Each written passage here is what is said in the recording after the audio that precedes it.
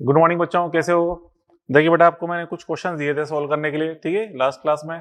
तो कुछ क्वेश्चन दिए थे, चलो इनको अपन डिस्कस करें। एक्सरसाइज 1 में 7th क्वेश्चन, एक्सरसाइज 2 में, मतलब दिए तो बहुत सारे क्वेश्चन थे, लेकिन आपसे कहा था इन क्वेश्चन को अपन डिस्कस करेंगे, ठीक है। तो चलो देखें कौन कौन से क्वेश्चन है। पहले अपन देखें बच्चों क्वेश्चन नंबर 7।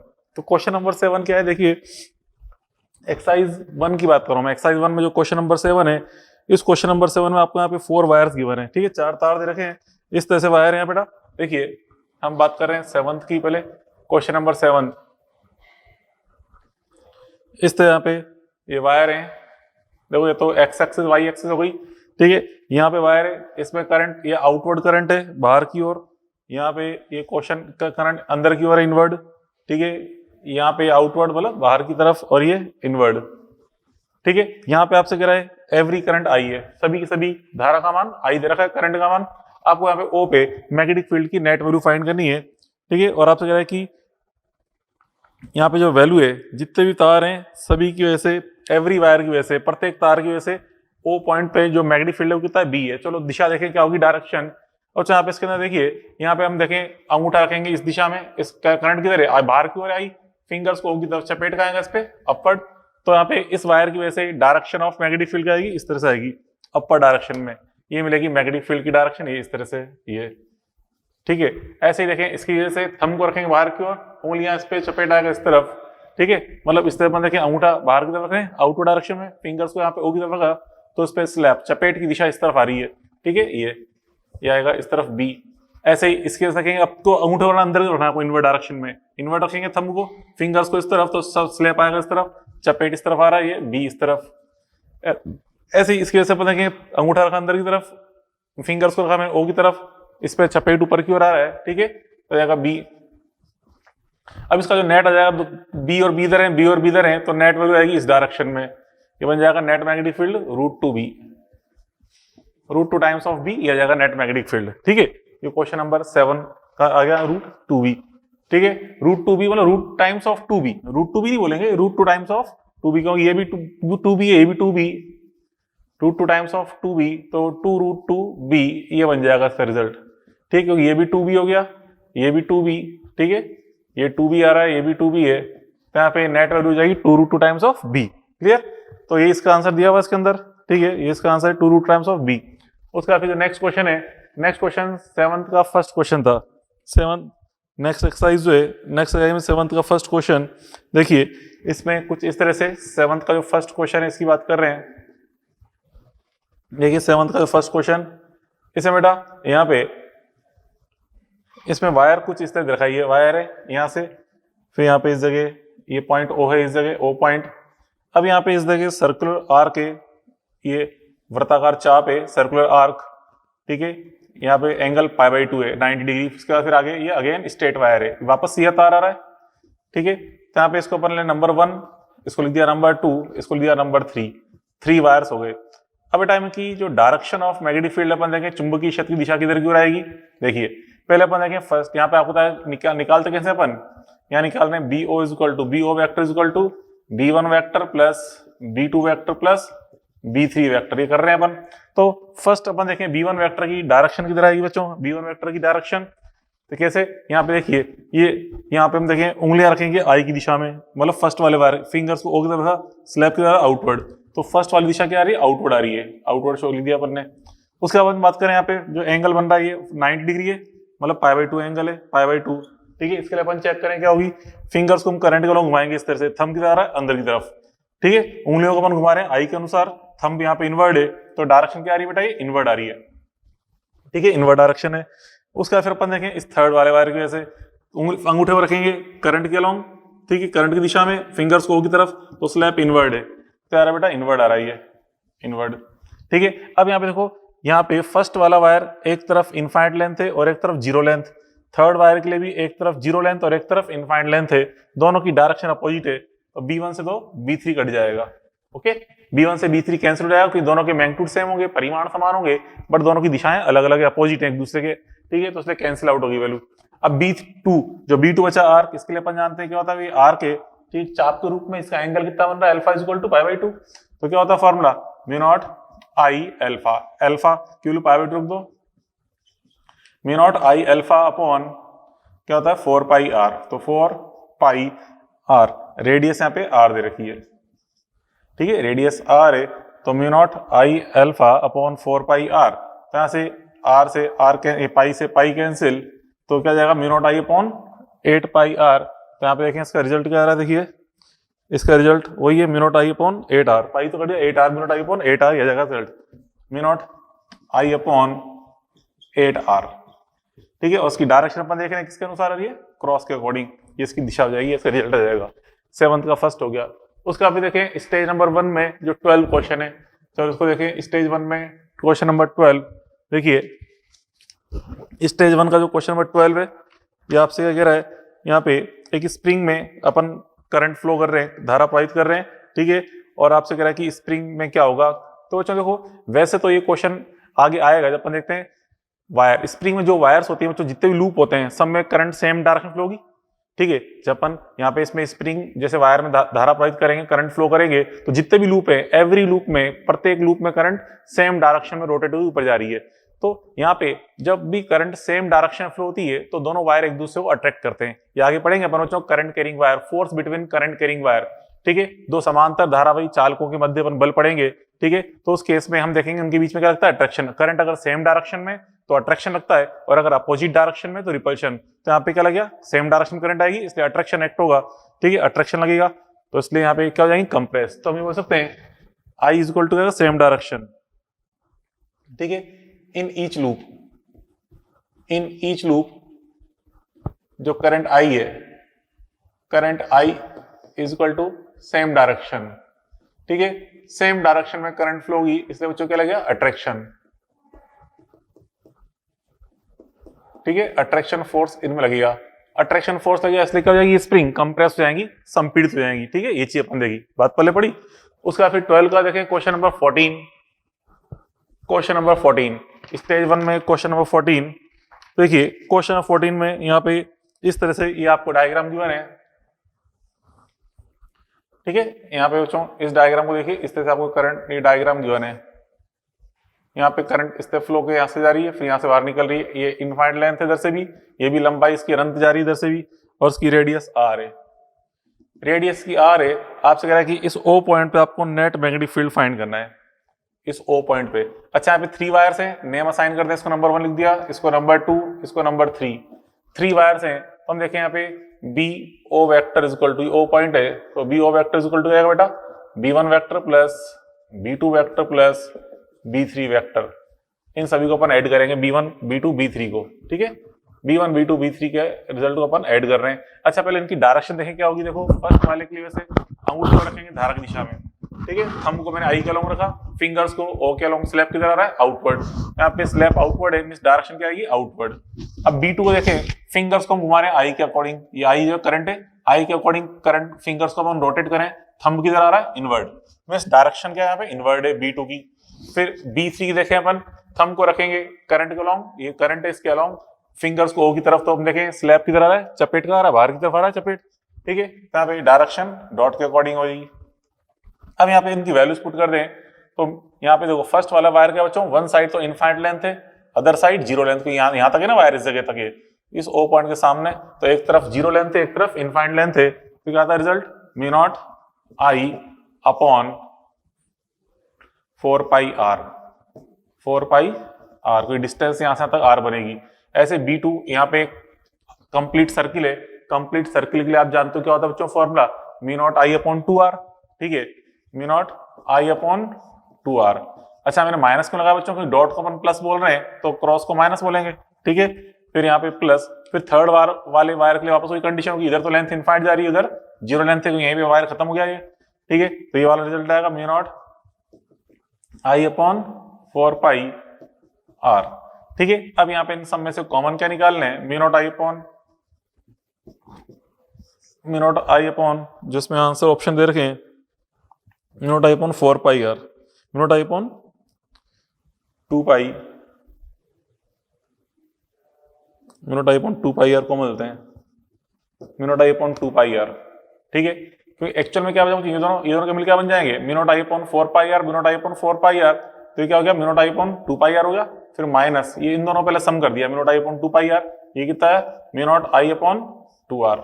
अब यहाँ पे इसमें कॉमन निकाल लो, कॉमन कर लेना, mu naught I upon 2 R common ले लिया मैंने, क्या जाएगा, आ जाएगा 1 अपॉन पाई, तो चलो पाई भी कॉमन निकालते हैं, mu naught I upon 2 pi R लेते हैं कॉमन, 2 पाई आर, यहाँ क्या बचेगा बच्चों 1, यहाँ माइनस, यह आ जाएगा पाई। ठीक है, तो यहाँ सब देखिए कौन सा आंसर आ जाएगा इसके अंदर, ये फोर्थ ऑप्शन, इसमें पाई -1 आ रहा है, अपने 1 माइनस पाई, उससे कोई फर्क नहीं पड़ेगा। देखो यहाँ पे हम देखें, इसको सॉल्व करें, पाई वैल्यू क्या होती है 3.14 होती है, 3.14, इसको सॉल्व करने पे नेगेटिव आ जाएगा, इसका मतलब नेट डायरेक्शन क्या जाएगी, नेट डायरेक्शन यहाँ पे मतलब नेगेटिव बन रहा है, 1 में से 3.14 माइनस करोगे नेगेटिव आएगा, नेगेटिव आएगा, डायरेक्शन से नेगेटिव को लिया अपने इनवर्ड को, तो अंदर की ओर आएगी परिणामी दिशा, और यहाँ पे पाई -1 कर देंगे। ठीक है, तो यहाँ पे मैग्नीट्यूड पे कोई फर्क नहीं पड़ रहा, इसने क्या लिया आपको, इसने इनवर्ड को ले लिया प्लस, आउटवर्ड को माइनस, तो उससे कोई फर्क नहीं पड़ता। ठीक है, तो रिजल्ट तो ये आएगा। उसके बाद 14 के बाद देखें 15 नहीं कौन सा बोला था, हाँ 15, क्वेश्चन नंबर 15, क्वेश्चन नंबर 15 इस हिसाब से कह रहा है कि यहाँ पे एक कोई कंडक्टर है जिसमें करंट ईस्ट से वेस्ट की तरफ प्रवाहित हो रही है। देखिए इस तरह से यहाँ पे ये अपन ने ये एक 3D की फॉर्म में एक ग्राउंड ले लिया। ठीक है, ये धरातल है बच्चों, ग्राउंड है, यहाँ पे इस पे लिख दिया मैंने ईस्ट वेस्ट नॉर्थ साउथ, ये ईस्ट इधर होता है, ये वेस्ट, ये नॉर्थ एंड ये साउथ। ठीक है, ईस्ट वेस्ट नॉर्थ साउथ। अब यहाँ पे इसमें जो कह रहा है करंट जो फ्लो रही किधर जा रही है बच्चों, करंट किस डायरेक्शन में, ईस्ट से वेस्ट की तरफ, पश्चिम से पूरब की तरफ करंट फ्लो रही है, मतलब इस तरह से यहाँ पे इसमें एक तार है, इसमें करंट इस तरफ जा रही है इस तरह से। ठीक है, इस तरह से ईस्ट से वेस्ट की ओर, मतलब यहाँ पे इस तरह से आई इसके अंदर आई है। ठीक है, अब यहाँ पे हमसे कह रहा है कि इसके ऊपर यहाँ पे कोई पॉइंट है, इस वायर के ऊपर यहाँ पॉइंट है, इस जगह कोई पॉइंट है, इस पॉइंट में देखनी है फील्ड की डायरेक्शन क्या होगी। ठीक है, फील्ड की डायरेक्शन क्या होगी, देखो कैसे, थंब को रखेंगे आई की तरफ, अंगूठे को आई की तरफ, फिंगर्स को इस पॉइंट पी की तरफ, तो स्लैब किधर आएगा, इस डायरेक्शन में, मतलब अंदर की तरफ आएगा, चपेट आएगा अंदर की तरफ, वाला इस डायरेक्शन में आएगा चपेट, नॉर्थ की तरफ, ये जो नॉर्थ है ना, इस नॉर्थ की दिशा में आएगा चपेट, मतलब फिंगर्स को अपने यहाँ पे आई को लंबा रखा, तो यहाँ पे स्लैब की डायरेक्शन, चपेट की दिशा आ रही है, इस तरफ आ रही है, तो मैग्नेटिक फील्ड आएगा इस डायरेक्शन में। ठीक है, ये पॉइंट पी है, तो यहाँ पे दिशा क्या आएगी, नॉर्थ की तरफ, तो क्या जाएगा इसका आंसर थर्ड, उत्तर की ओर आएगी इस दिशा, तो ये आंसर थर्ड आ जाएगा। ठीक है, 15 के बाद देखें question number 1, stage number 2, question number 1 अपन देखें, स्टेज 2 में क्वेश्चन नंबर 1, देखिए स्टेज 2 में क्वेश्चन नंबर 1 दोस्तों। अब यहाँ पे इसके अंदर क्वेश्चन 1 में देखिए इस तरह से आपको इन्फॉर्मेशन दे रखी है, यहाँ पे ये इनफाइनाइट लॉन्ग वायर है इधर से, ठीक है, इधर से भी अनंत लंबाई का तार दे रखा है, इधर जा रहा है, लेंथ इन्फिनिटी है, इधर भी लेंथ इन्फिनिटी है। ठीक है, और यहाँ पे इस जगह पॉइंट पी है, यहाँ पे कोई पॉइंट पी है, इस तरह से पॉइंट पी, क्लियर। अब यहाँ से इसकी ये डिस्टेंस आपको आर दे रखी है। ठीक है, अब बच्चों यहाँ पे देखो इसमें करंट आई, इसमें भी करंट आई, इस तरह से हमने रखी आई करंट, ये एंगल 45 है, ये एंगल 45 है। पी पॉइंट पर नेट मैग्नेटिक फील्ड फाइंड करना है अपन को। यहाँ पे 2 वायर है, इसको लिख दिया नंबर 1 वायर, इसको लिख दिया नंबर 2 वायर। ठीक है, अब बच्चों देखो देखिए यहाँ पे इस पी पॉइंट, पहले अपन देखें फर्स्ट वायर की वजह से फील्ड क्या आएगा, थंब को आई की तरफ रखेंगे, फिंगर्स को पी की तरफ, तो चपेट अंदर की तरफ आ रहा है। यहाँ भी अपन देखें थंब को रखेंगे आई की दिशा में, फिंगर्स को पी की तरफ, तो यहाँ भी चपेट अंदर की तरफ है। ठीक है, मतलब दोनों की दिशाएं क्या आ रही, इनवर्ड, मतलब इसकी वजह से फील्ड आ रहा है इनवर्ड, इसकी वजह से फील्ड आ रहा है इनवर्ड, दोनों की वजह से यहाँ पे पी पॉइंट में फील्ड की डायरेक्शन क्या आ रही है, इनवर्ड आ रही है, अंदर की ओर आ रही है। ठीक है, तो हम किसी एक का फाइंड करके डबल कर सकते हैं। ठीक है, तो यहाँ पे देखिए गौर से हम लिख रहे हैं BP vector is equal to क्या जाएगा, b1 vector plus b2 vector.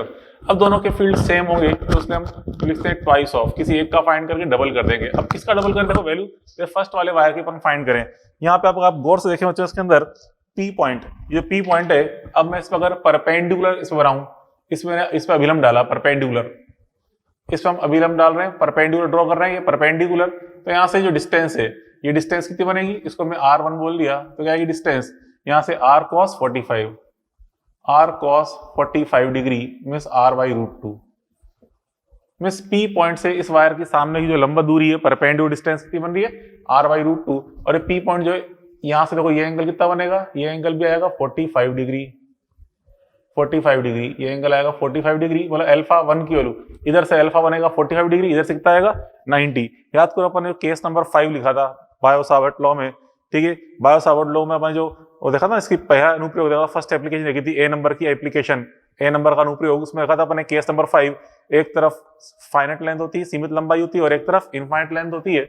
तो रिजल्ट क्या आता है, देखो रिजल्ट कुछ इस तरह से आता है, mu naught I upon 4 pi R, mu naught I upon 4 pi R, ठीक है।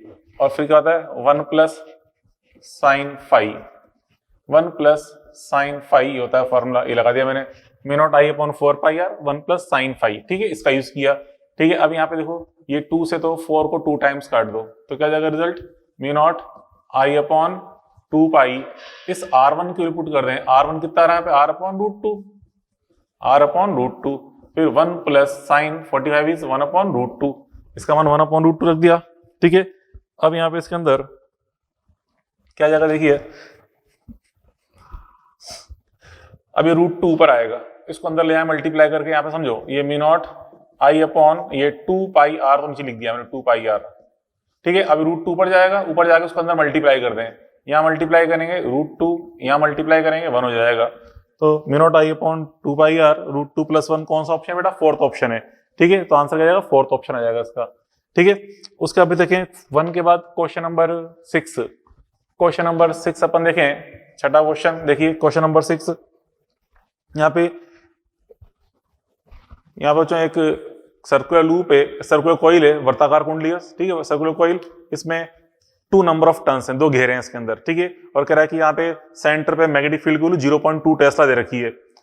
अब कह रहा है कि इसी कॉइल को अपन ने वापस अनवाउंड किया, मतलब वापस खोल दिया, और उसको अपन 4 नंबर ऑफ टर्न्स बना रहे हैं, मतलब आप समझिए उसी तार का यूज कर रहे हैं जो वायर पहले यूज की, मतलब एक निश्चित लंबाई की तार है, फिक्स लेंथ की वायर है, उस वायर को पहले एक बार अपन ने किस में कन्वर्ट किया, 2 टर्न्स में, मतलब 2 घेरे की कुंडली बनाई अपन ने, 2 टर्न्स की कॉइल बनाई, फिर उसी वायर का यूज करके अपन ने 4 नंबर ऑफ टर्न्स वाली कॉइल बनाई, ठीक है, 4 घेरों वाली कुंडली बनाई। तो यहां से हम देखते हैं इस केस में बी प्रोपोर्शनल टू क्या आया था, n², याद करो अपन ने क्वेश्चन सॉल्व भी किया था, ठीक है, जिसमें बी वर्सेस एन ग्राफ अपन ने ड्रॉ किया था, बी का एन के साथ ग्राफ, तो यहाँ पे बी प्रोपोर्शनल टू क्या आएगा बेटा, n², ठीक है, बी प्रोपोर्शनल टू n², तो उसके अकॉर्डिंग अपन देखेंगे, तो B dash is equal to क्या जाएगा 4 टाइम्स ऑफ बी, ठीक है, क्योंकि n dash equal to 2n दे रखा है आपको, ठीक है, because n dash equal to 2n, पहले यहाँ पे टर्न्स 2 थे, अब 4 कर दी है, मतलब घेरों की संख्या आपने डबल कर दी है, नंबर ऑफ टर्न्स आपने डबल कर दिए, क्योंकि पहले 2 थे अब 4 हो गए, डबल हो गए, तो इसलिए n डैश की डबल हो गई, तो b डैश क्या होगा 4 टाइम्स ऑफ b हो जाएगा। तो पहले कितना था बेटा, यहाँ पे पहले मैग्नेटिक फील्ड की वैल्यू यहाँ पे थी इसके अंदर 0.2, तो यहाँ पे क्या जाएगा 4 इंटू 0.2, इसका मतलब 0.8 हो जाएगा, ये 0.8 ये आ जाएगा इसका आंसर, ठीक है, 0.8 टेस्ला, 6 का आंसर आ गया। उसके बाद क्वेश्चन नंबर 6 के बाद देखें क्वेश्चन नंबर 14, देखिए क्वेश्चन नंबर 14 क्या है, क्वेश्चन नंबर 14 यहाँ पर एक रेक्टेंगल दिखा रखा है, ठीक है, एक आयत के रूप में यहाँ पे लूप है, और आपसे कह रहा है कि सेंटर पे मैग्नेटिक फील्ड की वैल्यू क्या होगी। तो बच्चों यहाँ पे देखिए इसके लिए कैसे निकाल सकते हैं अपन, यहाँ पे बच्चों इसके लिए अपन को पता है स्क्वायर, अगर ये शेप स्क्वायर होती तो सेंटर पे मैग्नेटिक फील्ड कितना होता है 2√2 mu naught I upon pi L, ये अपन जानते हैं। देखिए इधर क्वेश्चन नंबर 14 की बात कर रहे हैं, देखिए स्क्वायर फॉर स्क्वायर, मतलब कोई एक स्क्वायर शेप है, वर्गाकार लूप है, तो उसके लिए अपन देखते हैं सेंटर पे मैग्नेटिक फील्ड कितना होता है, क्या होता है बच्चों, सेंटर पे मैग्नेटिक फील्ड की value B is equal to B naught is equal to 2√2 mu naught I upon pi L, ये अपन जानते हैं, ठीक है, ये होता है। अब यहाँ पे हम देखें, यहाँ पे अगर ये स्क्वायर होता तो यहाँ पे a इज इक्वल टू क्या पुट करेंगे, b पुट करेंगे, ठीक है। तो यहाँ पे देखो कौन सा ऑप्शन ऐसा है जिसमें a is equal to b को आपको कैपिटल L रखने पर, a एंड b दोनों की वैल्यू कैपिटल L रखने पर ये आंसर आना चाहिए। तो हम देख रहे हैं यहाँ पे फोर्थ ऑप्शन ऐसा है जो ये रिजल्ट हमें दे देगा। कैसे, एक बार चेक करें अपन फोर्थ ऑप्शन को, देखिए इधर यहाँ पे put a is equal to b is equal to L in each option, ठीक है, सभी ऑप्शन में हम क्या रखेंगे, a is equal to b is equal to L रखेंगे। तो हम देखें बच्चों फोर्थ ऑप्शन को अपन चेक करें, फोर्थ ऑप्शन से क्या आएगा रिजल्ट, यहाँ पे देखिए फोर्थ ऑप्शन में क्या दे रखा है 2 mu naught I root a square plus b square है, तो यहाँ पे क्या जाएगा root of L square plus L square upon में pi L into L A. तो देखिए बेटा यहाँ पे L square plus L square कितना बनेगा 2l स्क्वायर, तो बोला 2√2 आ जाएगा, एक एल से एक एल कट जाएगा क्योंकि एल स्क्वायर का रूट करेंगे, ठीक है। 2l स्क्वायर, तो यहाँ पे एक एल कैंसिल आउट हो जाएगा, तो यहाँ पे इसका आंसर क्या जाएगा, ये जाएगा इसका answer 2√2 mu naught I upon pi L, ठीक है। मैं सब देख रहे हैं। अब बेटा क्वेश्चन नंबर 20 अपन देखें। क्वेश्चन नंबर 20 यहाँ पे बच्चों आपको ये शेप दिखा रखी क्वेश्चन नंबर 20 में। देखिए क्वेश्चन 20 यहाँ पे इसमें ये इस तरह से एक ये आर्क दिखा रखा है चाप, और इस तरह से स्ट्रेट वायर है, ठीक है। यहाँ पे पॉइंट ओ है, ये इस जगह बिंदु ओ दिखा रखा है, ये ओ पॉइंट, ठीक है। इसमें जो करंट फ्लो हो रही है इस तरह से बच्चों, इसमें धारा प्रवाहित हो रही है आई, और ये आई, ठीक है, ये आई है। अब यहाँ पे देखें इसमें ओ पॉइंट के नियर 2 वायर्स है, तो ये वायर और एक ये वायर, ये फर्स्ट वायर मान लो, इसको नंबर 1 असाइन कर दिया मैंने, ये सेकंड वायर, ये 2 वायर है फर्स्ट एंड सेकंड। तो बेटा फर्स्ट वायर की वजह से देखें ओ पॉइंट पे मैग्नेटिक फील्ड क्या आएगा, फिंगर्स को घुमाएंगे आई की तरफ, थंब कहाँ रहा है अंदर की ओर, तो फर्स्ट वाले वायर का इफेक्ट क्या है अंदर की तरफ, ठीक है, इनवर्ड डायरेक्शन में। और सेकंड वायर के लिए अपन देखें थंब को रखेंगे आई की तरफ, फिंगर्स को ओ की तरफ, तो स्लैब कहाँ आ रहा है आउटवर्ड, चपेट बाहर की ओर आ रहा है। तो मतलब हम देखें सेकंड वाले वायर की वजह से दिशा क्या आ रही है आउटवर्ड, ठीक है। तो यहाँ से देखो इस ओ पॉइंट के ज्यादा नियर कौन है, ज्यादा निकट कौन है, सेकंड वायर, इसलिए ओ पॉइंट पे इस सेकंड वायर का इफेक्ट ज्यादा अप्लाई होगा, क्योंकि करंट तो दोनों में सेम है, ठीक है। डिस्टेंस जिसकी ज्यादा कम होगी उसका इफेक्ट ज्यादा अप्लाई होगा। तो यहां से हम कह सकते हैं, देखिए हियर यहाँ पे जो सेकंड वायर है, सेकंड वाली जो वायर है ये मोर नियर है, ठीक है, more near to A to O, ठीक है। यहाँ पे ज्यादा नियर निकट कौन है इसके, सेकंड वाली वायर इसके ज्यादा निकट है, ज्यादा नियर है, इसके वजह यहाँ पे जो नेट, ठीक है, नेट बी ओ वेक्टर है, इस ओ पॉइंट पर जो नेट डायरेक्शन है इसकी क्या होगी, ये इनवर्ड या आउटवर्ड, ये हम देखें सेकंड वायर के अकॉर्डिंग, ठीक है, according to second wire, net जो आई से ही according to second wire, according to second wire, क्योंकि सेकंड वायर यहाँ पे ज्यादा नियर है इसके, तो सेकंड वायर ज्यादा नियर है, तो इसलिए डायरेक्शन क्या है, देखो सेकंड वायर क्या बता रहा है यहाँ पे, थंब को आई की तरफ रख रहे हैं, फिंगर्स को ओ की तरफ, तो चपेट कहाँ रहा है बाहर की तरफ, तो यहाँ पे डायरेक्शन क्या आएगी आउटवर्ड, ठीक है, इस पेपर के परपेंडिकुलर बाहर की तरफ आउटवर्ड डायरेक्शन में। तो क्या जाएगा इसका आंसर, ये third, perpendicular to paper outward, ठीक है, तल के लंबत, कागज के तल के लंबत बाहर की ओर आ रही है, ठीक है, ये अपन देख लिया। 20, अब 20 का देखें एक्सरसाइज थर्ड, एक्सरसाइज थर्ड का जो क्वेश्चन नंबर 4 है, चलो वो देखें पहले। थर्ड का जो फोर्थ क्वेश्चन, देखिए जो एक्सरसाइज थर्ड का फोर्थ क्वेश्चन है क्या बताना चाहता है आपको, देखिए यहाँ पे इसमें, यहाँ पे इस तरह से ये अनंत लंबाई का वायर है, ठीक है, इनफाइनाइट लेंथ वायर है, यहाँ पे फिनिश हो गया वायर, इसमें करंट आई ये आपको दे रखी है, ठीक है। अब यहाँ पे जो दूसरे यहाँ पे जो पॉइंट पी है, इस जगह पॉइंट पी है, ये पॉइंट पी इस जगह बता रखा है आपको ये, ठीक है, पी पॉइंट, ठीक है। इस पी पॉइंट के जो कोऑर्डिनेट है a,0 है, कोऑर्डिनेट a,0 है, ठीक है।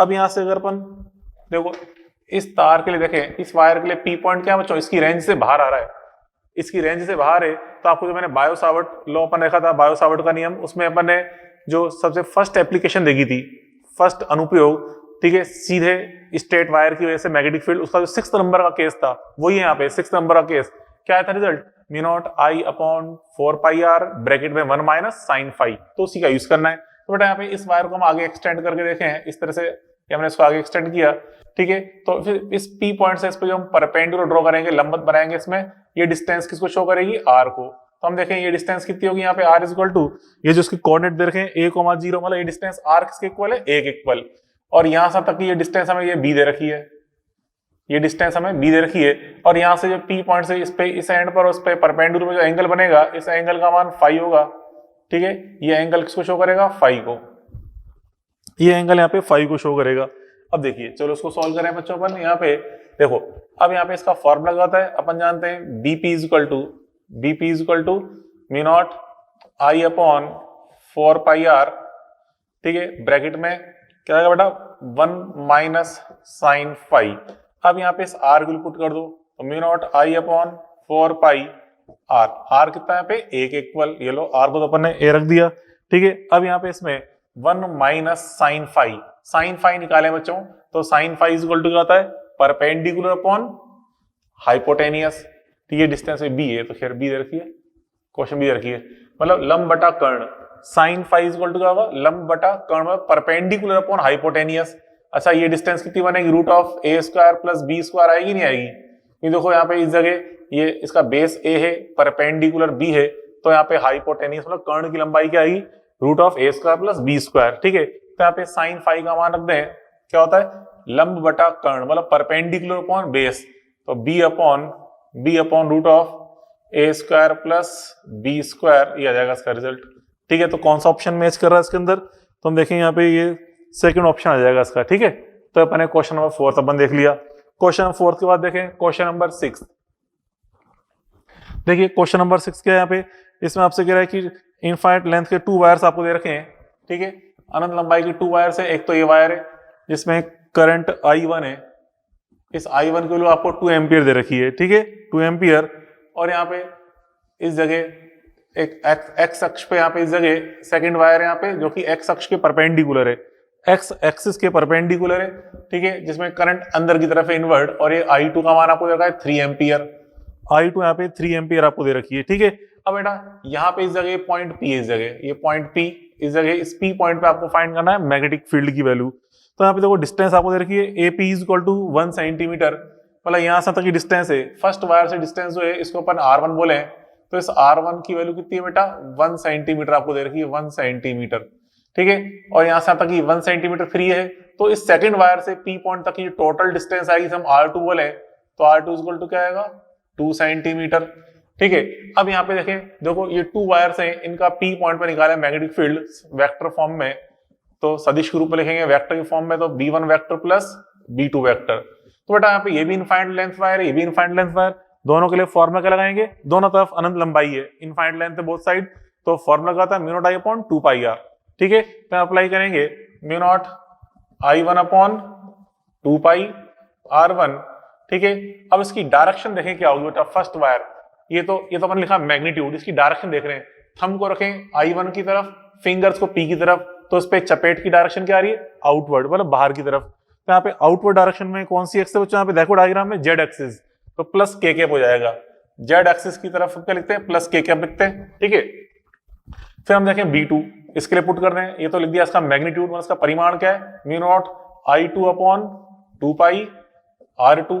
ठीक है, अब इसकी डायरेक्शन देखें क्या होगी, तो बच्चों यहाँ पे ये जो करंट है I2 किधर है, अंदर की तरफ, इनवर्ड है, अंदर की तरफ, थंब रखेंगे इनवर्ड अंदर, और फिंगर्स को रखेंगे P की तरफ, तो इस पे चपेट कहाँ आ रहा है, ऊपर की तरफ, अपर डायरेक्शन में, तो अपर डायरेक्शन में कौन सी एक्सिस है, Y एक्सिस है, तो क्या लिखेंगे, प्लस जे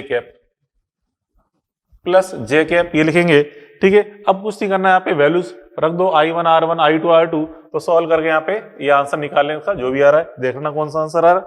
ठीक है, तो इस तरह बच्चों ये अपन ने स्टेज 1, 2 एंड 3 के यहाँ पे ये जो क्वेश्चन थे ये आपको दिए थे, ये अपन ने डिस्कस कर लिए। ठीक है, तो अब देखिए, चलो बच्चों अब यहाँ पे हम आगे सॉल्व करते हैं, सोलेनॉइड के बारे में पढ़ेंगे अपन। तो देखिए अब देखो यहाँ पे अगला अनुप्रयोग अपन देखें, ये ये अनुप्रयोग है सोलेनॉइड के कारण बी वेक्टर। ठीक है, सोलेनॉइड कहते किसे, पहले तो बच्चों देखो कोई तार है, उसको अगर अपन स्प्रिंग के रूप में मोड़ दें, जैसे पेन के अंदर जो स्प्रिंग होती है, उस स्प्रिंग के रूप में कोई तार मुड़ा हुआ है और उसमें बैटरी की सहायता से धारा प्रवाहित की जाए, तो उस के अंदर, ठीक है, उस स्प्रिंग के अंदर चुंबकीय क्षेत्र उत्पन्न हो जाता है। उसी निकाय को अपन क्या बोलते हैं, इसी निकाय को हम बोलते हैं सोलेनॉइड, परिनालिका बोलते हैं। ठीक है, तो बच्चों देखिए इस प्रकार से ये जैसे अपने वायर है, ब्लू कलर से नीले रंग से दिखा रखा है, इस प्रकार से बच्चों यहाँ पे ये तार है। ठीक है, इसमें यहाँ पे आई धारा प्रवाहित हो रही है, और इसकी लंबाई L है, यहाँ पे इसकी लंबाई यहाँ पे इसमें L है, लंबाई L है इसमें, और इसमें जो घेरे हैं, इसमें कुल घेरों की संख्या बेटा कितनी है, N है, इसमें टोटल घेरे N है और इसकी लंबाई L है, लंबाई L, घेरे इसके अंदर N है। ठीक है, तो इसमें इस प्रकार से धारा प्रवाहित करेंगे, तो धारा प्रवाहित करने पे अंदर चुंबकीय क्षेत्र भी उत्पन्न होगा इस दिशा में। क्यों आया इस दिशा में, देखिए यहां से हम देखें प्रत्येक जो कुंडली यहाँ पे वो जो हर जगह कई सारे लूप बन रहे हैं, वर्ताकार लूप बन रहे हैं, इसके अंदर उंगलियां अपन घुमाएं इस लूप के अनुसार, धारा के अनुसार, जो धारा इस तरह से प्रवाहित हो रही है, इस तरह से उंगलियां घुमाएंगे धारा के अनुसार, तो अंगूठा किधर जाएगा, इस दिशा में, मतलब चुंबकीय क्षेत्र इस दिशा में प्राप्त होगा बी वेक्टर। ठीक है, अब इस बी वेक्टर का मान क्या होता है, देखिए एक सीमित लंबाई की हमने सोलेनॉइड दिखा रखी है, एक निश्चित लंबाई सीमित लंबाई की सोलेनॉइड है, अंदर जो पी बिंदु इस तरह से कि इस सिरे पर एंगल बना रहा है φ1, इस सिरे पर एंगल बना रहा है φ2 एंगल बना रहा है। ठीक है, तो यहाँ बच्चों इसमें इस सूत्र पे बी का बी पी पे बिंदु है, चुंबकीय क्षेत्र का मान होता है BP is equal to mu naught NI by 2 cos φ1 plus cos φ2। ये सूत्र हमें डायरेक्ट याद रखना है, ठीक है। Mu naught NI by 2 cos φ1 plus cos φ2। यहाँ बच्चों स्मॉल एन जो है ये क्या है, एन बटा एल, मतलब कुल घेरों की संख्या बटा कुल लंबाई, जिसे बोलते हैं एकांक लंबाई में घेरे। एकांक लंबाई में घेरे या कहते हैं घेरा घर तो बोलते हैं उसको, टर्न डेंसिटी यही है, टर्न डेंसिटी ये सूत्र होता है अंदर पी बिंदु पर चुंबकीय क्षेत्र, ठीक है। तो यहाँ पे देख रहे हैं, यहाँ चुंबकीय क्षेत्र है बी, इस दिशा में आ रहा है, एक समरूप चुंबकीय क्षेत्र आएगा अगर ये अनंत लंबाई की सोलेनोइड है तो। अगर बहुत अत्यधिक लंबाई की सोलेनोइड है तो अंदर चुंबकीय क्षेत्र एक समरूप रूप में प्राप्त होता है। क्यों और कैसे अभी आपको समझाता हूं। देखिए बच्चों, यहाँ पे इसके कुछ केसेस अपन देखें, ठीक है, विभिन्न केस अपन देखें। पहले केस नंबर 1 की बात करें, केस फर्स्ट अपन देखें बच्चों, यहाँ पे दोनों तरफ समान व सीमित लंबाई है तो क्या होगा, देखिए तो चलो दोनों तरफ अगर समान व सीमित लंबाई, पहले केस 1 देख रहे हैं, दोनों तरफ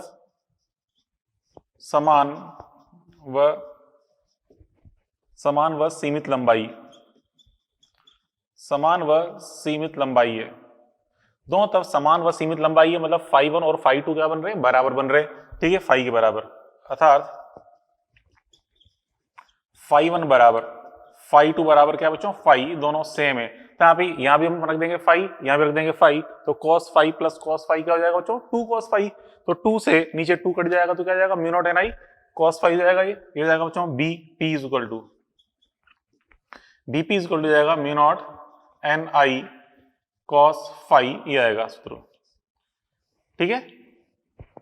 अब बच्चों उसके बाद फिर देखें केस नंबर 2, ठीक है। केस 2 की बात करें, केस 2 बच्चों यहाँ पे हम देख रहे हैं, केस 2 में दोनों तरफ लंबाई अनंत है, ठीक है।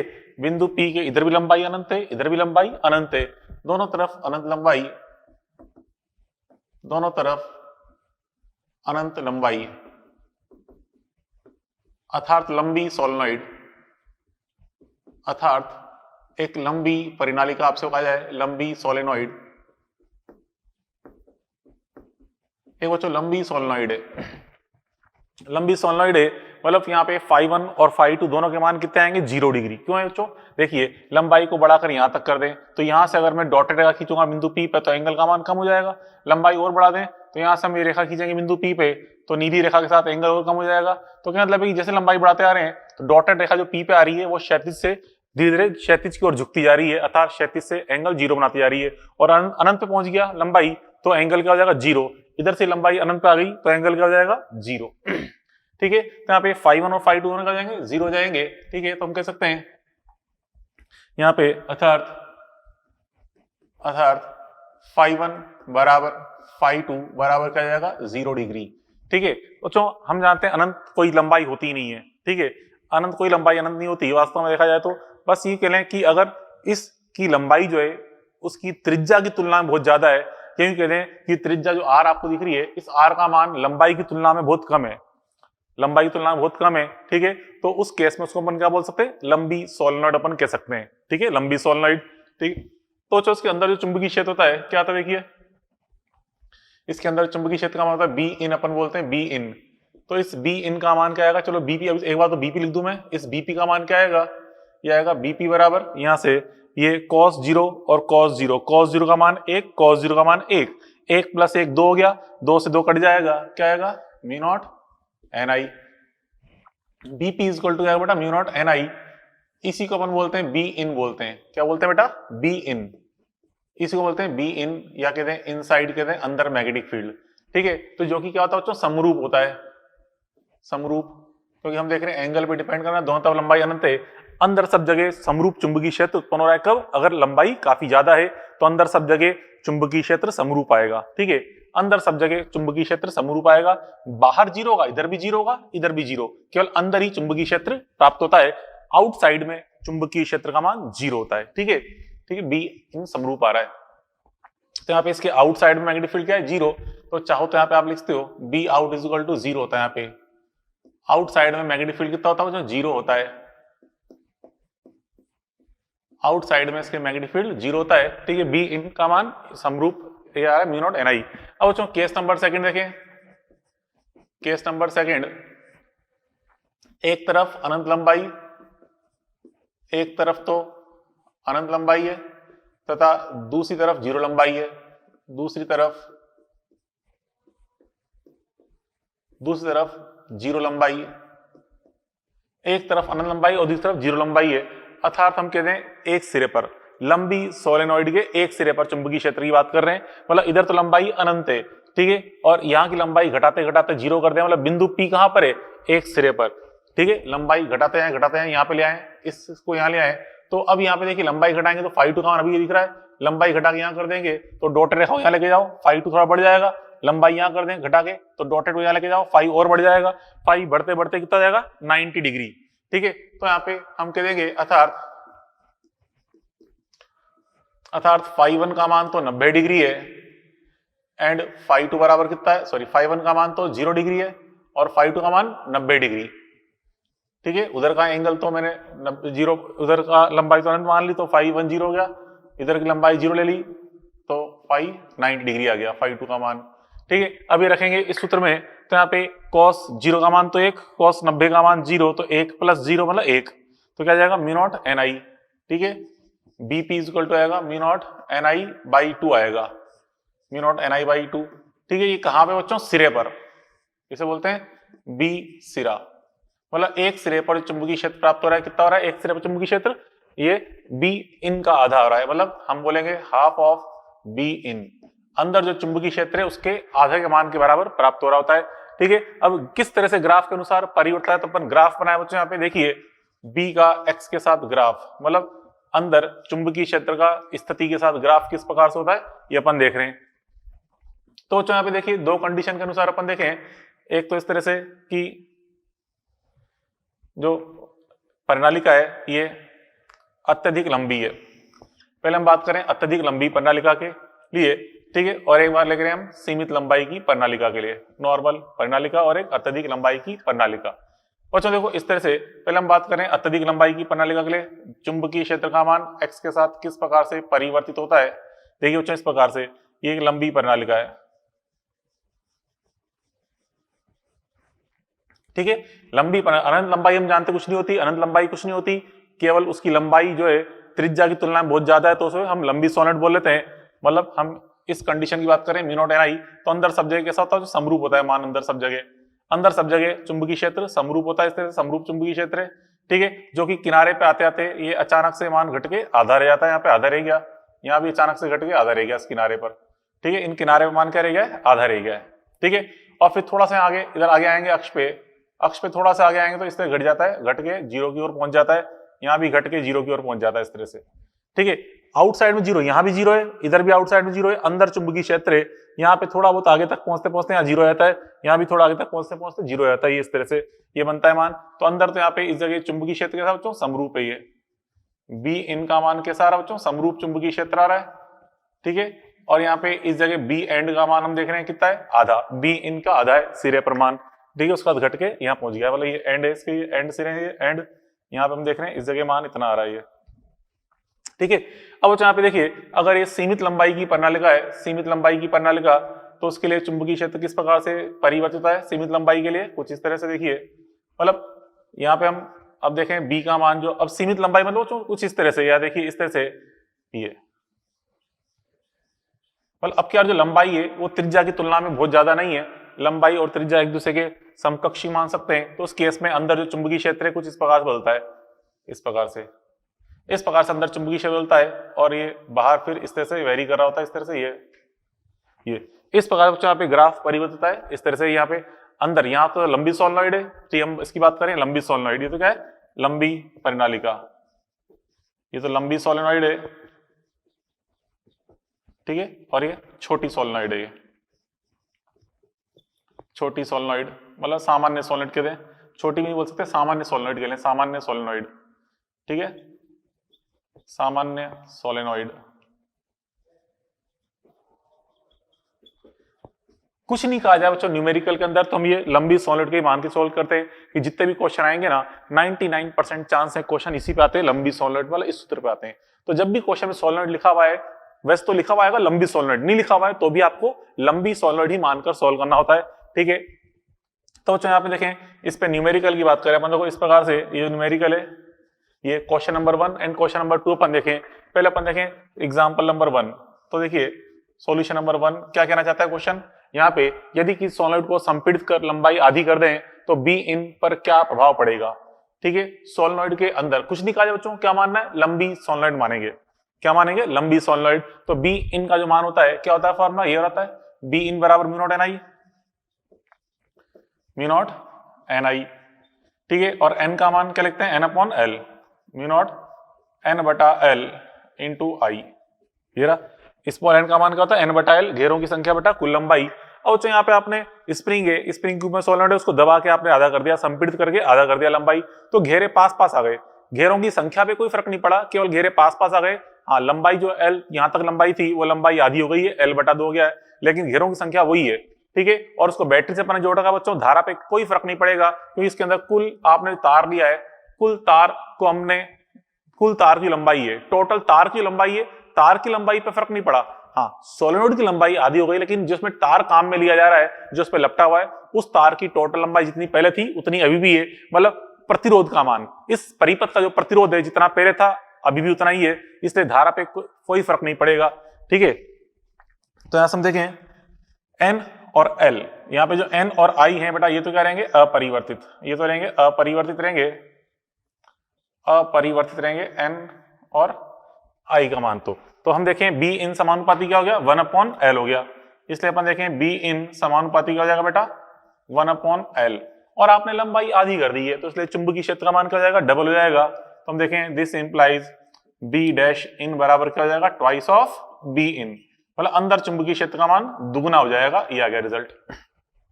ठीक है, अगला एग्जाम्पल देखें, नेक्स्ट एग्जाम्पल देखिए क्या कहना चाहता हूं अगले एग्जाम्पल में, यदि कि सोलेनोइड को काट कर लंबाई आधी कर दें, ठीक है, काट कर लंबाई आधी कर दें और आधे भाग को समान बैटरी जोड़ें, मतलब आधा भाग तो फेंक दिया अपन ने, आधे भाग को ही समान बैटरी जोड़ें जितनी बैटरी पहले जोड़ी थी। तो बच्चों अब यहाँ पे बी इन डैश का मान क्या होगा उस आधे भाग में, वो पूछ रहा है आपसे। तो देखो बच्चों, आधे भाग के अंदर हमने फेंक दिया है, तो बाकी जो आधा भाग बचा है उसमें तार की लंबाई आधी हो गई है। ठीक है, जो तार की लपटी हुई थी, तार की लंबाई आधी हो गई, आधा हमने फेंक ही दिया है। ठीक है, तार की लंबाई भी आधी हो गई है और सोलेनोइड की लंबाई भी आधी हो गई है। अभी इस क्वेश्चन में तो तार की लंबाई उतनी ही थी, केवल सोलेनोइड की लंबाई आधी हुई थी, तार जितना लंबा पहले था उतना ही था। लेकिन अब अगले वाले क्वेश्चन में तार की लंबाई भी आधी हो गई, काटा पर ने तार आधा फेंक दिया। ठीक है, तो लंबाई आधी होगी तार की, इसलिए प्रतिरोध का मान भी आधा हो गया, परिपथ का प्रतिरोध आधा हो गया। परिपथ का प्रतिरोध आधा हो गया तो धारा का मान दुगना हो जाएगा। तो यहाँ पे अब क्या, घेरों की संख्या भी चेंज हो रही है, क्योंकि काट के आधा करे तो आधे हो गए ना, घेरे आधे हो गए, लंबाई आधी हो गई, धारा का मान दुगना हो गया, तो हर चीज चेंज हो रही है। तो यहाँ बच्चों इसमें बी इन का जो मान अपन लिख रहे हैं, ये म्यू नॉट एन बटा एल इंटू आई, सारे मान यहाँ पे चेंज हो रहे हैं, तो इसलिए बी इन जो है समानुपाती एन बटा एल इंटू आई के रूप में है। यहाँ पे बच्चों इस जगह एन और लंबाई दोनों आधी आधी हो गई है, लेकिन धारा का मान दुगना हो गया है। ठीक है, तो यहां से हम देखें इसमें, देखिए बी इन डैश का जो मान आ रहा है, यहाँ पे हम जो क्या कह रहा हूं मैं, यहाँ पे इस जगह ये एन का मान तो अपन ने कितना कर दिया, आधा हो गया है, लंबाई भी आधी हो गई है। ठीक है, और धारा का मान कितना हो गया है, दुगना हो गया है। धारा का मान दुगना हो गया है तो आधे से आधा कट गया, दुगना तो कितना, दोगुना जाएगा मान, दोगुना मान। ठीक है, तो कितना जाएगा मान, दोगुना। तो हम समझ सकते हैं this implies B dash in का मान दोगुना प्राप्त होगा आपको, क्योंकि इस प्रकार में धारा दुगनी हो गई थी। ठीक है, तो इसलिए बी इन डैश का मान ट्वाइस ऑफ बी इन आया। दोनों क्वेश्चन के आंसर समान प्राप्त हो रहे हैं, लेकिन दोनों क्वेश्चन है अलग अलग, ये चीज ध्यान रखें आप। ठीक है, तो ये पढ़ लिया बच्चों अपन ने सोलेनोइड के बारे में। अब उसके बाद देखें नेक्स्ट पॉइंट, टोरॉइड। तो बच्चों टोरॉइड क्या होता है, देखिए अगर कोई सोलेनोइड आपको दे रखी है इस प्रकार से, कोई लंबी सोलेनोइड है, लंबी सोलेनोइड है, लंबी सोलेनोइड है, उसके दोनों सिरों को, इधर वाले सिरे उधर वाले सिरे को पकड़ के घुमा के इस प्रकार सर्किल के रूप में मोड़ दें। ठीक है, तो इस प्रकार से सर्किल के रूप में मोड़ देंगे, मतलब एक टायर के रूप में मोड़ दिया जाए उसको, जो ट्यूब होती है टायर के अंदर, उस ट्यूब के रूप में मोड़ दें, तो हम उसी को बोलते हैं बच्चों परिणाम, उसको बोलते हैं टोरॉइड। ठीक है, मतलब सोलेनोइड के दोनों सिरों को जोड़ दिया जाए, ठीक है, तो क्या बन जाती है, टोरॉइड बन जाती है। अर्थात टोरॉइड क्या है, हम कहते हैं सिराहीन परिनालिका, क्योंकि दोनों सिरे को ज्वाइंट कर दिया अपन ने, सिरे बचे ही नहीं सोलेनोइड को, तो अंतहीन परिनालिका कह सकते हैं, या सिराहीन परिनालिका को हम क्या बोलते हैं, टोरॉइड। ठीक है, ये क्या होता है बच्चों, अंतहीन मतलब सिराहीन परिनालिका, अंतहीन अंतहीन परिनालिका क्या होती है बच्चों? Endless solenoid. एंडलेस सोलेनॉइड मतलब अंतहीन परिनालिका होती है। मतलब बच्चों इस प्रकार से क्या कहना चाहता हूं, मेरी भावनाओं को समझे। यहाँ पे देखिए इस प्रकार से ये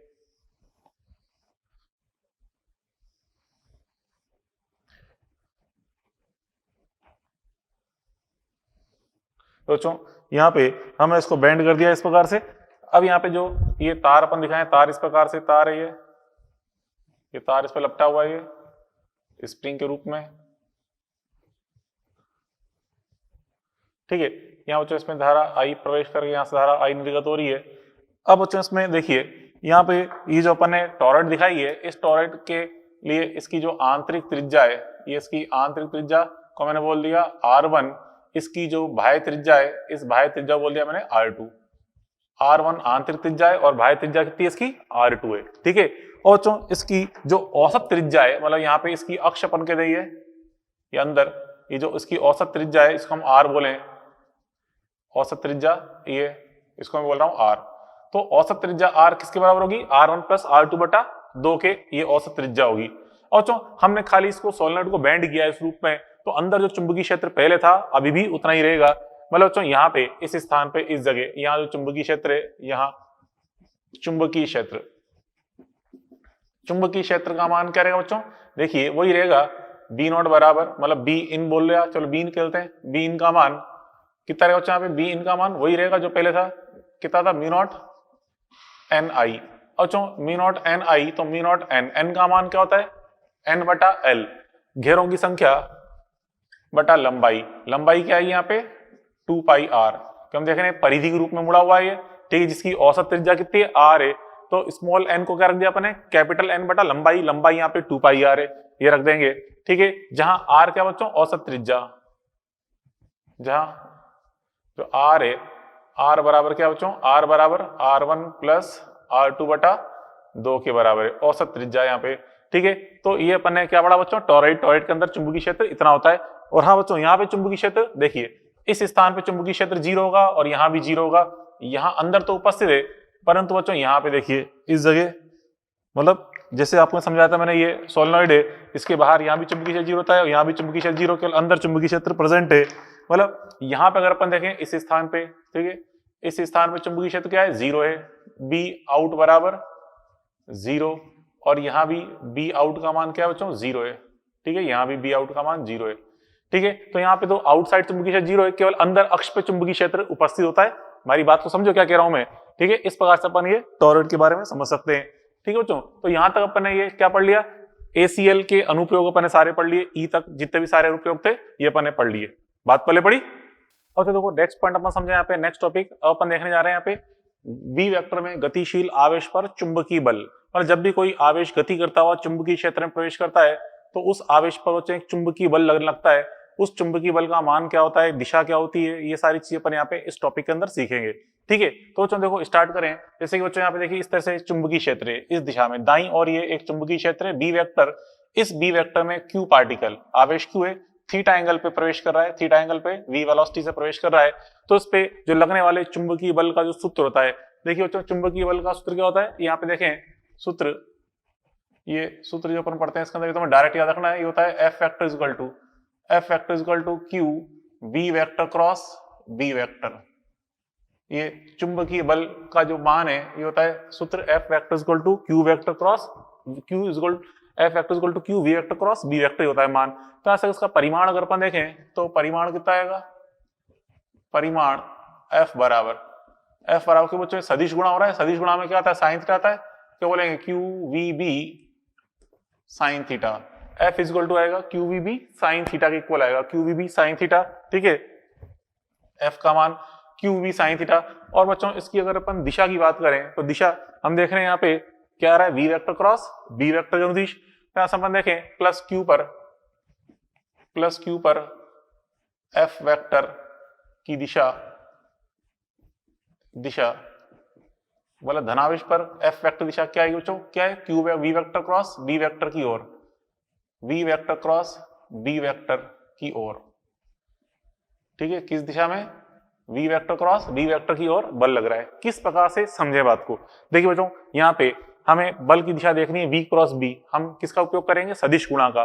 ठीक है, सदिश गुणा का उपयोग कैसे करेंगे? देखिए आप पहले पढ़ चुके हो सदिश वाले टॉपिक के अंदर, अगर कोई सदिश मान लो v vector cross b vector की ओर है तो हमें उसकी दिशा ज्ञात करनी है, तो फिंगर को दाएं हाथ की फिंगर्स को घुमाएंगे v से b की ओर, वेलोसिटी से मैग्नेटिक फील्ड की ओर घुमाएंगे तो अंगूठा जो बताएगा, किस बताएगा? उस पे लगने वाले बल की दिशा को, मतलब v vector cross b vector. कैसे? देखिए ये बच्चों एक क्षैतिज तल है, मान लो ये धनावेश, इसका यहाँ पे चुंबकीय क्षेत्र आरोपित करेगा इस दिशा में और उसकी वेलोसिटी इस दिशा में। तो अगर मैं उंगलियां घुमाई इस तरह से v से b की ओर, दाएं हाथ की उंगली को v से b की ओर घुमाए तो अंगूठा कहाँ आएगा? नीचे की ओर। तो इस धनावेश पर चुंबकीय बल लगेगा, कहाँ लगेगा? F वेक्टर नीचे की ओर लगेगा। ठीक है, तो बच्चों देख रहे हैं बल जो है ये बल आ रहा है नीचे की ओर, मतलब आप गौर से किए इस बल का मान वेलोसिटी के भी लंबवत है, बल का मान मैग्नेटिक फील्ड के भी लंबवत है। ठीक है, तो हम इस प्रकार से प्लस q आवेश पर चुंबकीय बल की दिशा ज्ञात कर सकते हैं। फिंगर्स को वेलोसिटी से मैग्नेटिक फील्ड की ओर घुमाएंगे v से b की ओर, तो अंगूठा क्या शो करेगा? डायरेक्शन ऑफ b वेक्टर को। ठीक है, ये अपने देख लिया। हाँ, अगर माइनस q पे निकालना है बल का मान तो क्या करेंगे? तो हम पहले उसको धनावेश मान लेंगे और धनावेश पर इसी तरीके से निकाल लेंगे बल का मान, बल की दिशा, और उसका ठीक कर देंगे उल्टा। ठीक है, ठीक उल्टा कर देंगे, वो क्या बताएगा? माइनस q पे बल की दिशा को। मतलब अगर ये माइनस q होता तो पहले प्लस q मान के बल इधर की ओर प्राप्त करते, फिर उसका उल्टा कर दें तो बल कहां लग गया? फिर ऊपर की ओर। इस प्रकार से अपन यहाँ पे समझ सकते हैं। ठीक है, तो यहाँ पर देख लिया बल की दिशा यारी है, तो हम कह सकते हैं बच्चों यहाँ पे f जो है वेलोसिटी की भी लंबवत है, तो हम कहते हैं अतः f वेक्टर जो है परपेंडिकुलर टू क्या है? v vector, and f vector perpendicular b vector है। वेलोसिटी की भी लंबवत है और चुंबकीय क्षेत्र की भी लंबवत है। और फिर हम जानते हैं बच्चों अगर दो सदिश परस्पर लंबवत होते हैं तो उनका बिंदु गुणनफल क्या होता है? 0। तो इसका अगर मैं बिंदु गुणनफल करूं तो कितना आएगा? 0। f vector dot v vector का मान क्या आएगा? 0 आएगा। इसका भी अगर अपन बिंदु गुणनफल करें तो क्या आएगा? f vector dot b vector का मान क्या मिलेगा बच्चों? 0, क्योंकि दो सदिश परस्पर लंबवत हैं, इनका बिंदु गुणनफल 0 आएगा। अब समझो बात को बच्चों, ये f vector dot v vector आप पढ़ चुके हो मैकेनिक्स में, f vector dot v vector किस राशि को शो करता है बच्चों? ये बताता है शक्ति को। ठीक है, अर्थात हम कह दें कि चुंबकीय क्षेत्र द्वारा आवेश q को प्रदान की गई शक्ति का मान कितना आएगा? 0। p बराबर f इंटू v, 0 आ रही है, तो हम कहते हैं अतः चुंबकीय क्षेत्र द्वारा q को प्रदान शक्ति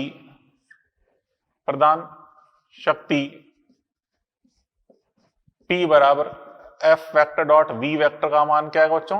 0। शक्ति का मान क्या होगा? 0।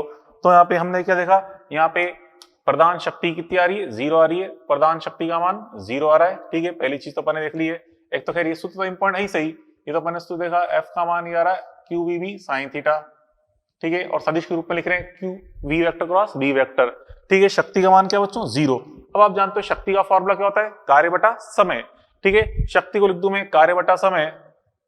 ठीक है, इसलिए कार्य बटा समय लिख दें, शक्ति का मान कार्य बटा समय बराबर 0। तो यहां से हम देखें B वेक्टर द्वारा कार्य कितना हो जाएगा बच्चों? 0। ठीक है, मतलब चुंबकीय क्षेत्र द्वारा कार्य, मतलब B वेक्टर द्वारा कार्य, B वेक्टर द्वारा कार्य W बराबर क्या आ रहा है? 0। मतलब चुंबकीय क्षेत्र द्वारा आवेश पर किया गया कार्य कितना है बच्चों? 0 आएगा। तो चुंबकीय क्षेत्र द्वारा आवेश पर किया गया कार्य 0 है, ये भी अपन ने देख लिया, कार्य का मान 0। ठीक है, अब बच्चों यहाँ पे कार्य का मान 0, कार्य हम जानते हैं जो वर्क एनर्जी थ्योरम है, कार्य ऊर्जा प्रमेय, कार्य ऊर्जा प्रमेय से आप जानते हो कार्य को हम लिखते हैं डेल्टा के के बराबर, change in kinetic energy equal. तो कार्य को लिख दो मैं डेल्टा के, चेंज इन काइनेटिक एनर्जी क्या हो जाएगा? 0। मैंने कार्य को लिख दिया डेल्टा के, मतलब kinetic change in kinetic energy.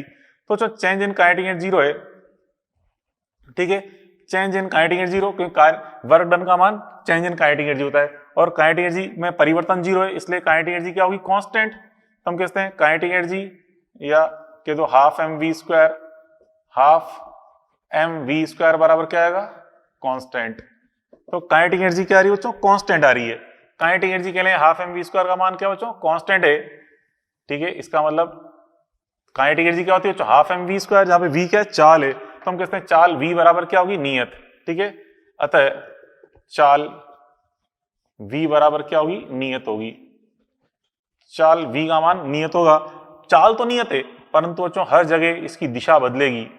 क्योंकि जो बल लग रहा है बच्चों, बल कहाँ लग रहा है, वेग के लंबवत। अभी देखा था अपने यहाँ पे जो बल लग रहा है बच्चों, ये बल वेलोसिटी के लंबवत है, और जब भी बल वेलोसिटी से किसी एंगल पे होता है या लंबवत होता है तो हमेशा वो वेग की दिशा को बदलता है।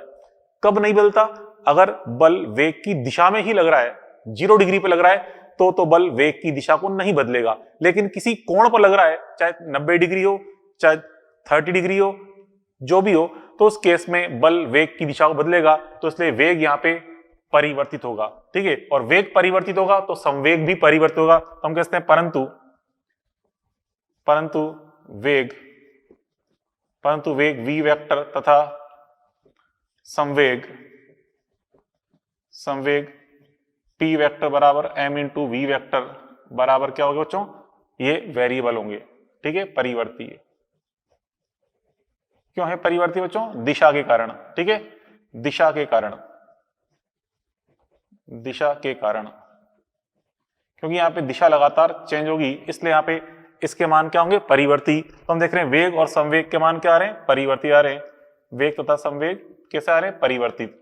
ठीक है, तो वेलोसिटी एंड जो संवेग है ये दोनों परिवर्ती आ रहे हैं, दोनों के मान परिवर्ती हैं। वेलोसिटी एंड संवेग के मान परिवर्ती आ रहे हैं। ठीक है, अब बच्चों देखो यहाँ पे आपको मैं एक कंडीशन समझाऊं, जैसे केस अपन 1 देखें, जैसे केस फर्स्ट में थीटा ले मान लो 0 डिग्री या 1, क्या समझो, मैं लिख रहा हूं केस नंबर फर्स्ट। अब यहाँ पे केस फर्स्ट अपन देखें, केस नंबर फर्स्ट, जैसे कि अगर मैं थीटा 0 डिग्री लूं, यदि theta is equal to 0 degree या 180 डिग्री, थीटा मान बच्चों 0 डिग्री या 180 डिग्री लें, theta is equal to 0 degree या 180 डिग्री, अर्थात बच्चों जो वेलोसिटी है ये समांतर है बी वेक्टर के। वेलोसिटी चुंबकीय क्षेत्र के समांतर, मतलब आवेश को अपने चुंबकीय क्षेत्र के समांतर प्रक्षेपित किया, तो उस अवस्था में बल का मान क्या आएगा, 0, क्योंकि यहां से हम देखेंगे F बराबर Q B sine theta, theta का मान 0 है, एक्स रखें तो बल 0 हो जाएगा। तो बल 0 हो जाएगा तो वेग की दिशा बदलना भी बंद हो जाएगी, अर्थात वेग जो है वो नियत रहेगा, संवेग नियत रहेगा, इसलिए आवेश सरल रेखीय पथ पे गति करता हुआ सीधा निकल जाएगा। क्यों, क्योंकि बल लग ही नहीं रहा उस पे, इसलिए उसकी वेलोसिटी की डायरेक्शन चेंज नहीं होगी। ठीक है, संवेग भी चेंज नहीं होगा। तो हम कहते हैं तो F बराबर 0 के कारण, यहाँ पे V मतलब V वेक्टर व P वेक्टर भी नियत रहेंगे, मतलब इनका दिशा का मान भी नहीं बदला, क्योंकि फोर्स का मान 0 हो जाएगा, तो वेलोसिटी और मैग्नेटिक फील्ड भी नियत प्राप्त होंगे।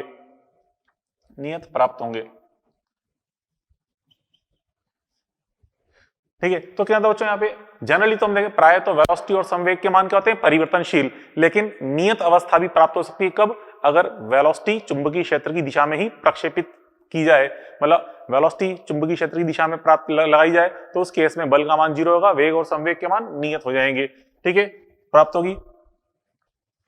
तथा ठीक है, तथा यहाँ पर हम देखें कि यहाँ पे जो पार्टिकल का पथ है वो कैसा रहेगा, सरल रेखीय है। ठीक है, होगा तथा कण तथा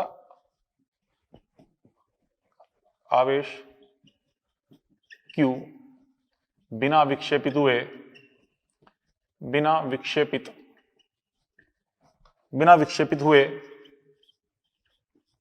सरल रेखीय पथ पर गति करेगा। तो यहाँ पे ये जो सरल रेखीय पथ है ये इंपॉर्टेंट है, सरल रेखीय पथ पर गति करेगा। कैसे सरल रेखीय पथ पर गति करेगा बच्चों, देखिए डायग्राम के अनुसार देखें, ये बच्चों मैग्नेटिक फील्ड है इस दिशा में, ये बच्चों मैग्नेटिक फील्ड है इस दिशा में बी वेक्टर।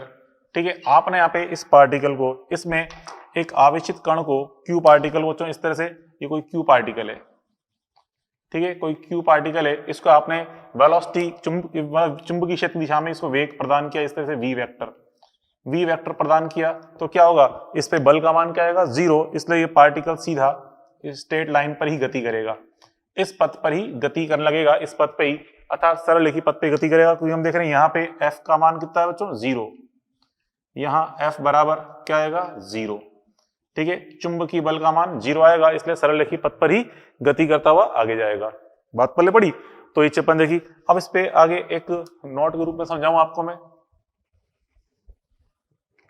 ठीक है, ये तो अपन ने केस नंबर 1 देखा, यहाँ पे बल का मान 0 आ रहा है। ठीक है, इसलिए पार्टिकल सरलरेखी पथ पे गति करता हुआ आगे जा रहा है। अब बच्चों थोड़ा सा हम यहाँ पे चुंबकीय बल और विद्युत बल को तुलना करें। ठीक है, मतलब कोई आवेश है उस पे चुंबकीय बल और विद्युत बल का परिमाण और दिशा क्या होती है, थोड़ा सा उसको तुलना करें अपन। देखिए यहाँ पे हम देख रहे हैं कि स्टार पॉइंट के रूप में, तो देखिए बी वेक्टर में तो चुंबकीय क्षेत्र की बात करें बी वेक्टर में, जो हम देखें यदि थीटा का मान 0 डिग्री है, ठीक है, यदि थीटा का मान 0 डिग्री मतलब पार्टिकल को हमने 0 डिग्री या 180 डिग्री में प्रक्षेपित किया है, यदि theta is equal to 0 degree या 180 डिग्री या v बराबर 0 लिया जाए तो चुंबकीय बल का मान कितना आएगा बताइए, कितना आएगा चुंबकीय बल का मान? हम देख रहे हैं F बराबर क्या आएगा 0। ठीक है, तो F बराबर क्या होगा 0, तो चुंबकीय बल तो Q पर चुंबकीय बल बराबर क्या आएगा बच्चों 0। चुंबकीय बल F बराबर 0 होगा, चुंबकीय बल F बराबर 0 होगा। ये हम देखा चुंबकीय बल 0 होगा। वो खैर आपको यहां भी समझा ही रहा हूं मैं, इसमें एक कंडीशन और डाल दी कि वेलोसिटी 0 है तो भी चुंबकीय बल क्या आएगा बच्चों 0, चुंबकीय बल 0 आएगा। अन्यथा जो बल 0 नहीं होगा और वो कहां लग गया चुंबकीय क्षेत्र के लंबवत। ठीक है, अन्यथा चुंबकीय बल F vector perpendicular B vector लगेगा। अन्यथा चुंबकीय बल कहां लग रहा है बच्चों, यहाँ पे मैग्नेटिक फील्ड के लंबवत लग रहा है, ये चीज अपन ने देखी। ठीक है, बट अगर बात करें इलेक्ट्रिक फील्ड की, चुंबकीय क्षेत्र तो हो गया, अब देखिए बात करें विद्युत क्षेत्र में। ठीक है, ई वेक्टर में, इलेक्ट्रिक फील्ड की बात कर रहा हूं मैं ई वेक्टर में। अब बच्चों ई वेक्टर की बात करें तो ई वेक्टर में कभी भी विद्युत बल का मान 0 नहीं होता। ठीक है, तो हम देखें क्यू पर, ठीक है, क्यू पर भी वाला क्यू पर कभी भी विद्युत बल F का मान 0 नहीं होता। ठीक है, तो हम कहते हैं क्यू पर F नॉट इक्वल टू 0 होता है। ठीक है, क्यू पर F इज इक्वल टू 0 मतलब F नॉट इक्वल टू 0 होता है सदैव। ठीक है, क्यू पर सदैव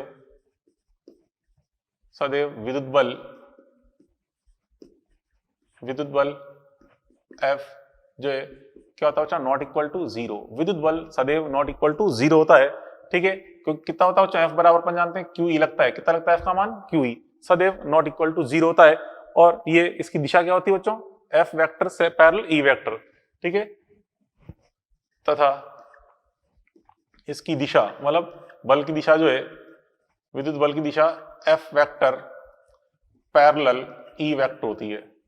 ठीक है, जबकि यहां तो देख रहे हैं बच्चों बल जो चुंबकीय बल है वो तो बी वेक्टर के लंबवत है, जबकि विद्युत बल हमेशा क्या होता है समांतर। जैसे कि आप जानते हो धनावेश है, धनावेश पर विद्युत बल का लग गया ई वेक्टर की दिशा में, और अगर ऋणावेश है तो ऋणावेश पर विद्युत बल का लगता है ई वेक्टर के विपरीत दिशा में।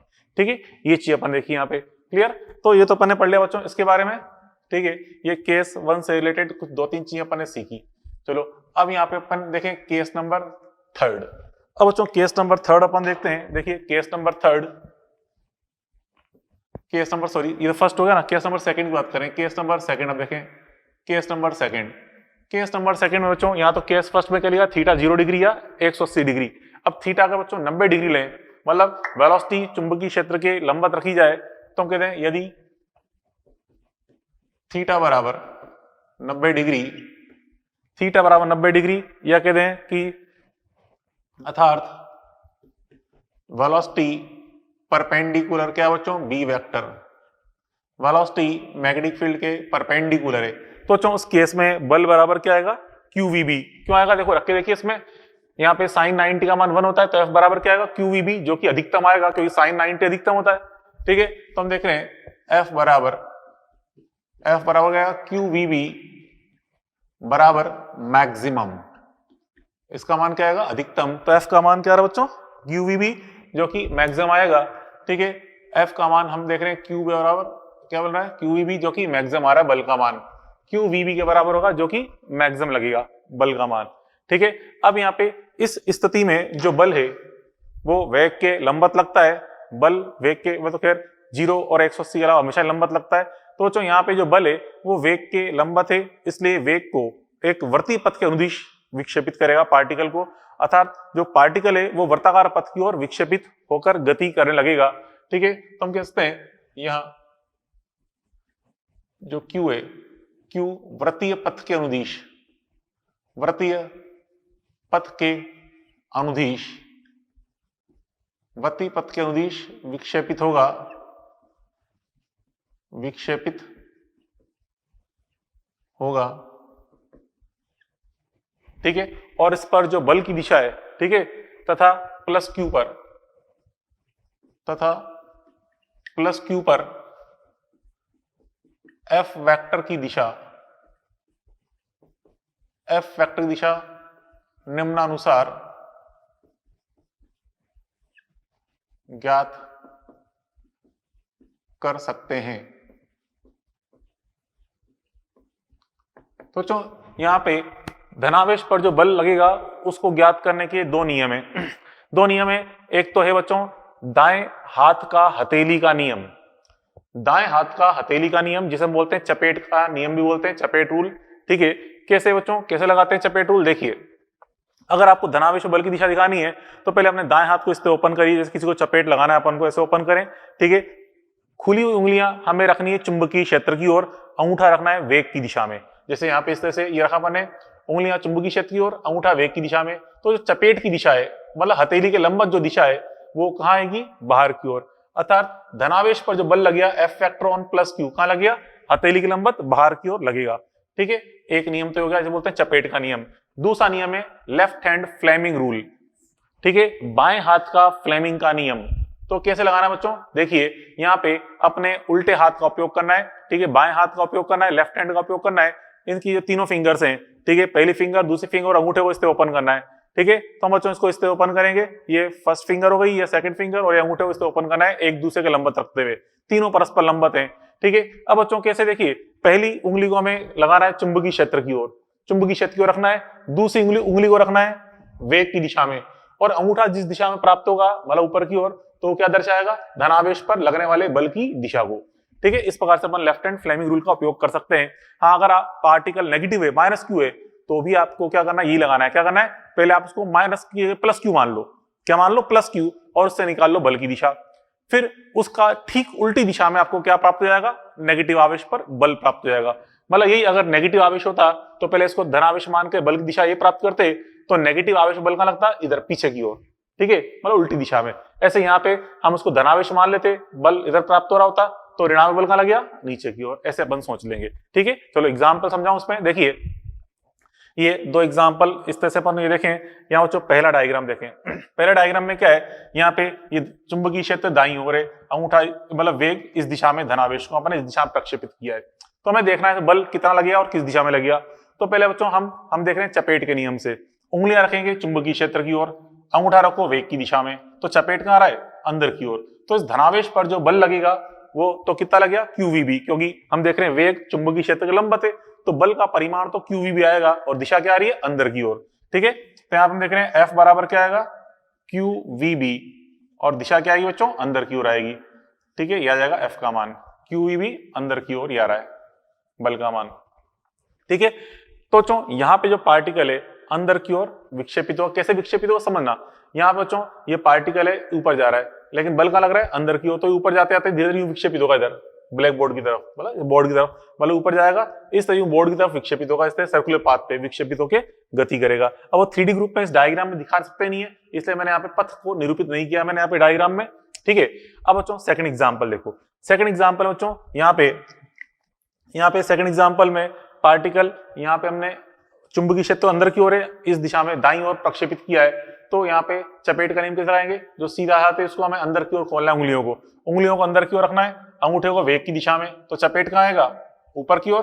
ट्राई करिए अपने हाथ से बेटा, उंगलियां अंदर की ओर, अंगूठा वेग की दिशा में, चपेट आएगा ऊपर की ओर। तो उस पर बल लगेगा, किधर लगेगा? इस दिशा में, इस दिशा में बल लगेगा ऊपर की ओर। ठीक है, F = QVB, F = QVB ऊपर की ओर लग रहा है ये बल का मान। जिसके कारण ये पार्टिकल कैसे विक्षेपित होगा, मतलब वेग तो इधर की ओर है, बल लगा इधर की ओर, तो ये ऊपर की ओर विक्षेपित होगा कुछ इस तरह से। इस पथ के अनुसार ये विक्षेपित होगा इस दिशा में, इस पथ के अनुसार ये वृत्ताकार पथ पे विक्षेपित होगा। और बल का मान तो क्या आ रहा है, वही QVB के अनुसार आ रहा है। चलो यहीं बच्चों बल की दिशा अगर अपन देखें, फ्लेमिंग के नियम से समझा दूं एक बार। वैसे आप बच्चों ढंग से क्या समझें, चपेट का नियम, क्योंकि हम सारे क्वेश्चन आगे जितने भी हैं सारे चपेट के नियम से ही सोल्व करेंगे, दिशाएं उससे निकालेंगे, तो आपको समझा दी। फिर भी यहाँ पे लेफ्ट हैंड फ्लेमिंग रूल का उपयोग कैसे करें वो भी समझा दूं कुछ डायग्राम में। जैसे आप बताया मैंने फर्स्ट फिंगर, ये पहली फिंगर है, पहले उंगलियां बंद कर लो, मुट्ठी बंद कर लो, पहली फिंगर खोलेंगे चुंबकीय क्षेत्र की ओर, ये खोल ली मैंने, पहली उंगली कहां खोली बच्चों, चुंबकीय क्षेत्र की ओर खोली। फिर उसके बाद सेकंड उंगली खोलनी है वेलोसिटी की ओर, ये खोली मैंने, लेकिन इधर आ गई, कोई दिक्कत नहीं, घुमा के ऊपर ले जाओ, तो ये वेलोसिटी इधर ऊपर की ओर। अब देखिए अंगूठा खोलूंगा तो कहां आएगा, अंदर की ओर, अंगूठा कहां खुलेगा, अंदर की ओर, तो इस बल का लग रहा है अंदर की ओर लग गया। बात पल्ले पड़ी, समझो मेरी भावनाओं को, ठीक है। अब देखिए आगे देखें, अब यहाँ बच्चों इस डायग्राम में यहाँ भी लेफ्ट हैंड फ्लेमिंग रूल का उपयोग करें। पहले मुट्ठी बंद कर लें, पहली फिंगर खोलेंगे अंदर की ओर, क्योंकि चुंबकीय क्षेत्र अंदर की ओर है क्रॉस के अनुसार, और फिर दूसरी उंगली खोलेंगे वेग की दिशा में। चलो ठीक है, वेग की दिशा में खुल रही है, कोई दिक्कत नहीं है।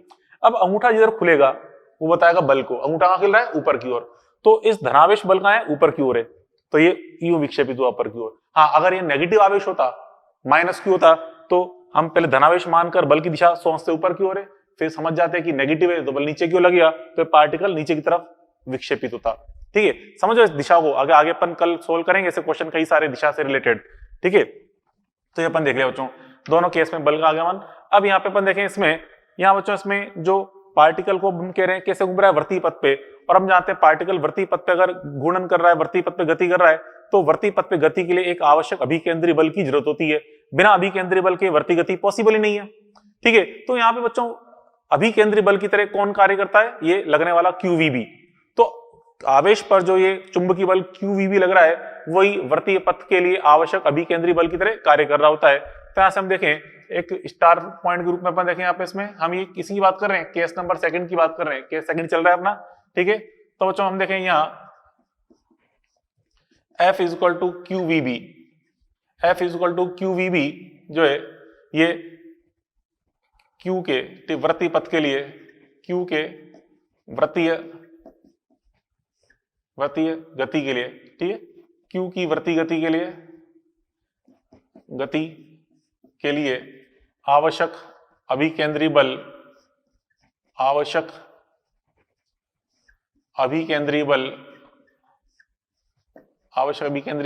प्रदान करता है।